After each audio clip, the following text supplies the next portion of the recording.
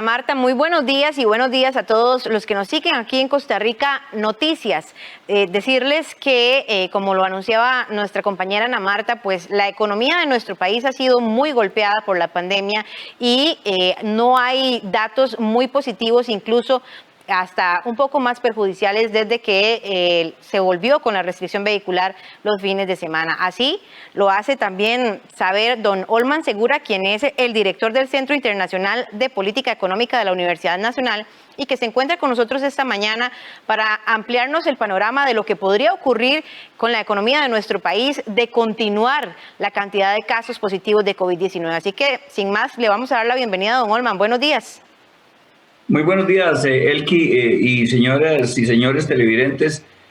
Mucho gusto de estar con ustedes. En efecto, es preocupante la cantidad de casos que están en aumento, que nos han reportado el Ministerio de Salud y todos los medios de comunicación. El llamado que hace el ministro realmente de emergencia, de incentivar y de aumentar los cuidados es fundamental. La economía sería impactada terriblemente, yo digo que catastrófica y nefastamente, pero desde luego que lo primero es la salud y la vida.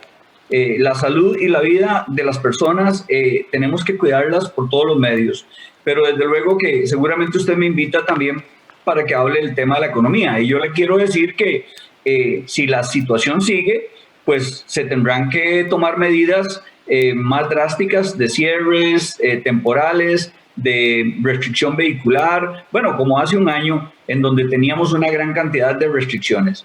Veamos que, por ejemplo, del 9 al 15 de abril, solo el Ministerio de Educación Pública reportó 280 casos de personas enfermas. Ya llevamos 2 fines de semana con impacto en el sector de restaurantes, de alimentos, de bebidas, que afectan el buen funcionamiento del comercio.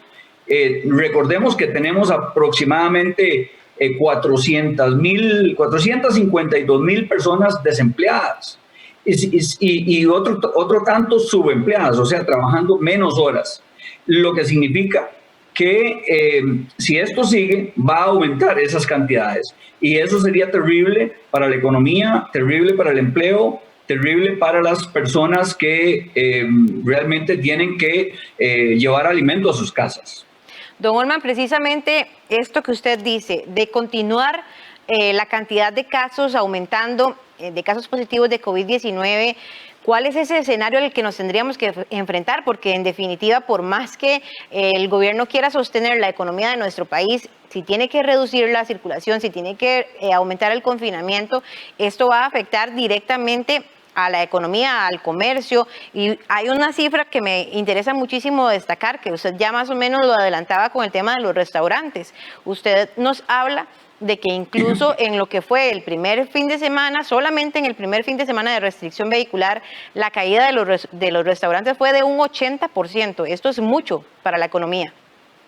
Sí, por suerte hemos entrado a una dinámica de hacer pedidos de los restaurantes a domicilio utilizando las plataformas electrónicas y virtuales y pues en ese sentido pues se ha aliviado para los restaurantes, digamos, la caída tan drástica, pero en efecto la Cámara Costarricense de Restaurantes anunciaba en la primera semana una caída de visitación a sus restaurantes de alrededor de un 80%. Eso es muy impactante. Además, recordemos que el turismo también se afecta y desde luego yo pienso que hay 2 impactos claves. Uno en los asalariados, que es suspensión de trabajo, reducción de jornadas y hasta despidos. Y otro en los trabajadores independientes, que serían trabajos con operaciones muy restringidas, cierres temporales de sus negocios y afectación en las ventas, reducción en ventas y entonces pérdidas en sus negocios. Realmente esto sería nefasto y catastrófico. El año pasado la caída del Producto Interno Bruto en Costa Rica fue de menos 4.5%. Yo me adelanto a decir, ¿qué hacemos? ¿Qué podemos hacer? Mire, ahí hay varias cosas.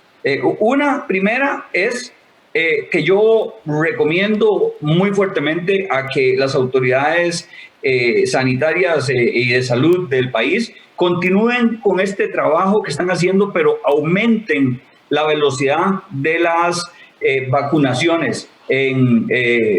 Porque ahí habemos miles de personas que todavía estamos esperando la vacuna, pero sabemos también que la vacuna no nos va a inocular totalmente, sino que hay que continuar usando tapabocas, hay que continuar lavándose las manos, etcétera. Entonces, la segunda gran medida es que también el gobierno debe, por todos los diferentes medios, luchar para que se cumpla con los protocolos.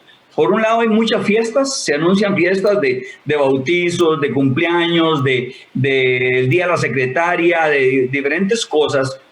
Yo vi una fiesta anunciada para 1,800 personas el fin de semana pasado. Eso no puede ser posible, eso hay que detenerlo, porque sería muy irresponsable la participación en actividades de ese tipo. Y por otro lado, en las escuelas y los colegios, yo creo que hay que mantener una educación combinada, híbrida, con asistencia de los muchachos y las muchachas a las aulas, pero manteniendo todos los protocolos, alcohol en gel a la entrada, uso de tapabocas permanentemente.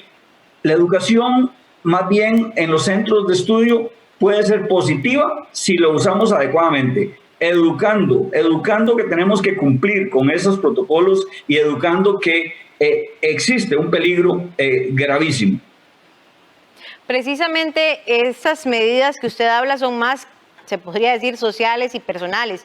No es en la economía, no está en la dinámica del flujo de personas en los comercios, no está en las personas en el trabajo, incluso a veces un poco, y es donde se ha aumentado también las condiciones de teletrabajo y que el gobierno ha hecho un llamado nuevamente a este tipo de salidas que van rondeando, por decirlo de alguna forma, la economía para no tocarla. Usted dice incluso que regresar a la restricción vehicular a un horario más temprano se volvería nefasto y catastrófico. ¿Por qué podemos interpretar que con estas palabras que eso es lo que sucedería? Bueno, porque el ejemplo que tenemos es lo que sucedió hace un año. Y no sería, yo no solo digo que sería el tema de la restricción vehicular, no. Yo creo que si damos un golpe de timón a regresar a todas las restricciones que tuvimos hace un año, recordemos que ahí hubo cierre de playas, cierre de negocios, de comercios, de restaurantes, pero eso fue un cierre de verdad total. Recordemos la Semana Santa de hace un año, fue muy diferente a la de este año. Entonces, un parón de la economía es el que nos podría dar un caos y una catástrofe en la economía. Esperamos que eso no sea así. Esperamos que de verdad todos entremos en razón y continuemos cuidándonos, pero cuidándonos en serio, suspendiendo todas estas fiestas y todas estas actividades que supuestamente son abiertas y no lo son. Y por otro lado, que las autoridades de verdad aceleren la vacunación, porque estamos esperando esas vacunas y mucha gente podría, cuidarse más y no contagiarse si tiene la vacuna ya puesta. Don Holman, usted habla incluso de la educación. Parece ser, a lo que llevamos del curso lectivo, que este sistema bimodal no ha venido a afectar la cifra de contagios. Eso es positivo y le permite también al Ministerio de Educación Pública poder levantar también el rendimiento académico de los chicos. Sí, yo creo que sí. Sin embargo, hay excepciones. Recordemos que hace una semana en el Liceo de Costa Rica falleció una señora orientadora muy joven, lamentablemente de COVID. Igualmente reportaban como 5 personas contagiadas solo en ese colegio, y además se reportaron 280 casos en una semana en el Ministerio de Educación Pública, digamos en el total de 60,000 funcionarios. Esas excepciones yo diría que hay que buscar cómo hacer para reducirlas, y solo creo que se pueden reducir si en efecto ayudamos con el proceso educativo informativo del estudiantado a explicarle de la gravedad de la situación, de la urgencia y la necesidad de que tengan el cuidado no solamente por los estudiantes y las estudiantes, sino por sus familias, los abuelitos, los padres, los educadores. En ese sentido, yo he visto en estos días cómo las organizaciones gremiales de educadores se han pronunciado y han sacado diferentes signos externos llamando a que se cuiden y a que se mantenga la educación combinada o híbrida o bimodal, esto de que vayan unos días en forma presencial y otros se queden en la casa haciendo el curso en forma virtual, pero que se siga ese método, pero que realmente hayan los cuidados necesarios. Don Olman, me queda pocos minutos para poder abarcar este tema y me gustaría poder ampliarme más. Sin embargo, no quiero despedir esta entrevista sin mencionarlo, por lo menos en este pequeño espacio, en este par de minutos que nos quedan. Entonces lo voy a englobar un poco. Dentro de la reactivación económica, el gobierno ha hecho muchas cosas y dentro de ellas se está tratando de elevar un poco la situación, tratando de que se apruebe el acuerdo con el Fondo Monetario Internacional y que nos puedan permitir ese préstamo por 1.750 millones de dólares. Usted en uno de sus informes dice que es fundamental y muy importante que se apruebe este préstamo. Sin embargo, también habla de que hay que empezar a buscar otras salidas y una renegociación porque el proceso ha sido lento. Tal vez brevemente, don Olman, hablar un poco sobre la importancia de este acuerdo y también la importancia de que o se apruebe pronto o se haga una renegociación para poder aprobar y tener un futuro positivo. Sí, bueno, en efecto, yo me he pronunciado permanentemente a favor de firmar un acuerdo con el Fondo Monetario Internacional, no solo por los 1.750 millones de dólares que ingresarían a lo largo de 3 años en nuestra economía, sino sobre todo porque daríamos una señal al mundo, a los entes financieros y a las calificadoras de que Costa Rica es serio, es responsable, tiene disciplina y puede cumplir a futuro con los préstamos que necesitamos tener. Pero bueno, yo veo, siendo realista, veo que estamos a unos días del 1 de mayo, hay negociaciones, hay cambio de autoridades en la Asamblea, eso dificulta el avance de los proyectos. Por ejemplo, está en este momento el proyecto de empleo público en debate. Para peores, también en la Asamblea Legislativa se ha visto impactada y han tenido que suspender varios días sesiones completas por el coronavirus, por contagios internos de asesores y de también legisladores. Todo eso va atrasando la posibilidad de una aprobación no solo del préstamo, sino de todas las otras leyes complementarias que se han planteado. Eso nos lleva a una realidad y es que puede ser que no se apruebe o que se rechace en la sala constitucional por diferentes roces que tenga con la constitución política los diferentes proyectos, como el de empleo público. Entonces, hay que empezar a pensar en positivo, pero buscando salidas a esa posibilidad.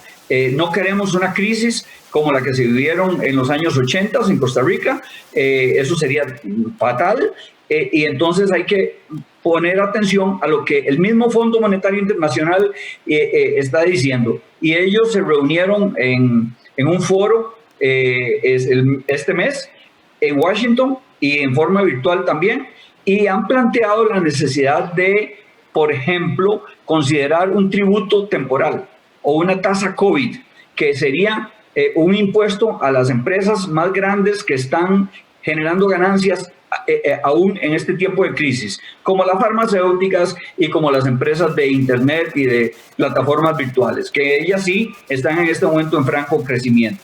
Entonces, esos recursos los podrían trasladar de alguna manera a países menos desarrollados o como el nuestro, que está con una situación intermedia.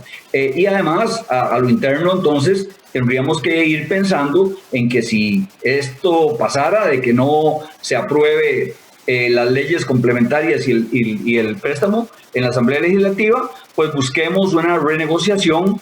Yo creo que el Fondo Monetario entenderá la situación grave que estamos sufriendo a nivel internacional y a nivel de Costa Rica.